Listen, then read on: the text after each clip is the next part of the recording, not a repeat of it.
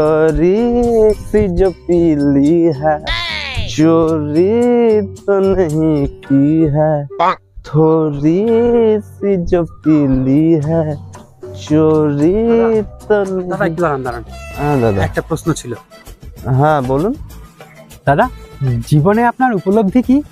আমার উপলব্ধি দাদা সরকার যা করে জনতার মঙ্গলের জন্যই করে। 2 নম্বর হলো ওই নিউজ চ্যানেলে যা দেখানো হয় না ওগুলো সব সত্যি দেখানো হয় দাদা। আর দাদা 3 নম্বর পুলিশের থেকে সৎ না এই সারা ভারতে সারা বিশ্বে কেউ হয় না। হেই, তুই মাতাল না মেন্টাল? দূর